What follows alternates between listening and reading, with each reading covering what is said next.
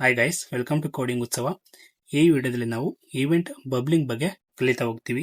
So event bubbling ಅಂದ್ರೆ child element ಮೇಲೆ click ಮಾಡಿದಾಗ ಇವೆಂಟ್ ಫಸ್ಟ್ ಚೈಲ್ಡ್ ಅಲ್ಲಿ ಟ್ರಿಗರ್ ಆಗಿ ನೆಕ್ಸ್ಟ್ ಪೇರೆಂಟ್ ಕಡೆ ಮೂವ್ ಆಗುತ್ತಲ್ಲ, ಸೊ ಈ ಪ್ರೊಸೆಸ್ಗೆ ನಾವು ಈವೆಂಟ್ ಬಬ್ಲಿಂಗ್ ಅಂತ ಕರಿತೀವಿ.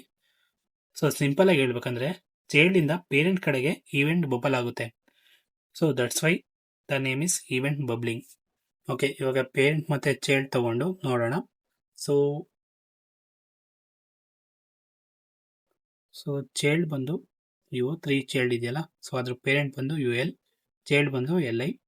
ಸೊ ಅದನ್ನ ತಗೊಳ್ಳೋಣ. ಕಾಸ್ಟ್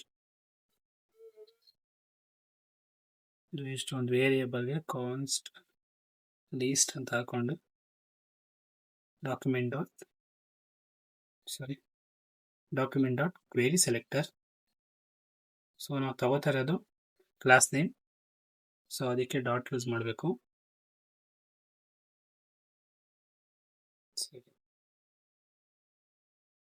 ಡಾಟ್ ಯಾವುದು ಕ್ಲಾಸ್ ನೇಮ್ ಬಂದು ಕಲೆಕ್ಷನ್. ಪೇರೆಂಟ್ ತಗೊಳ್ತಾ ಇದ್ದೀವಿ, ಪೇರೆಂಟ್ ಕ್ಲಾಸ್ ನೇಮ್ ಬಂದು ಕಲೆಕ್ಷನ್. ಸೊ ಹಾಗೆ ಕಾಪಿ ಮಾಡ್ಕೊಂಡು ಇದಕ್ಕೆ ಐಟಮ್ ಅಂತ ಹಾಕೋಣ ಚೈಲ್ಡ್ಗೆ. ಸೊ ಐಟಮ್, ಸರಿ, ಇದರ ಕ್ಲಾಸ್ ನೇಮ್ ಬಂದು ಕ್ಲಾಸ್ ಐಟಮ್.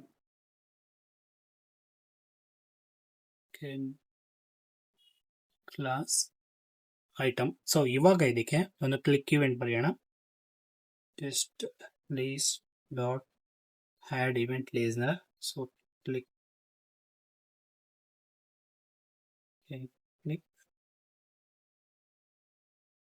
ನೆಕ್ಸ್ಟ್ ಒಂದು ಫಂಕ್ಷನ್ ಬರೆಯೋಣ.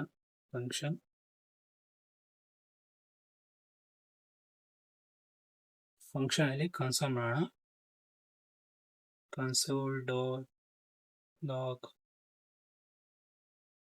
ಲೀಸ್ಟ್ ಬಂದು ಪೇರೆಂಟ್ ಅಲ್ವಾ, ಸೊ ಪೇರೆಂಟ್ UL ಕ್ಲಿಕ್ಡ್ ಅಂತ ಬರೆಯೋಣ, ಗೊತ್ತಾಗುತ್ತೆ.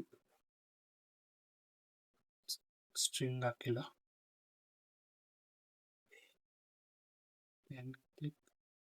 ಸೊ ಅದೇ ತರ ಲೀಸ್ಟಿಗೆ ಕೂಡ ಬರೆಯೋಣ, ಲೈಕ್ ಚೈಲ್ಡ್ಗೆ. ಸೊ ಜಸ್ಟ್ ಚೈಲ್ಡ್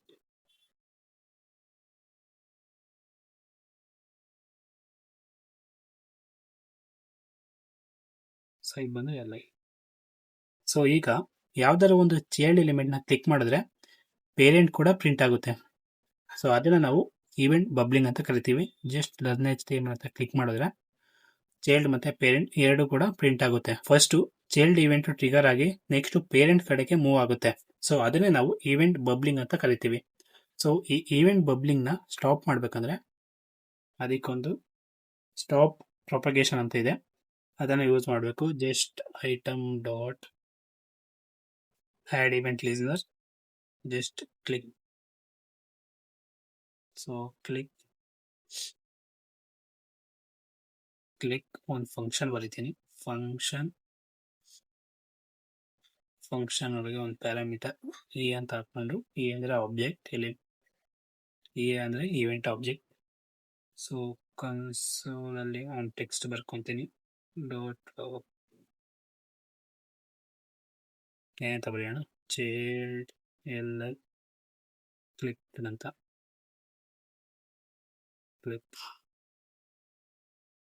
ಕ್ಲಿಕ್ಡ್ ಅಂತ. ಸೊ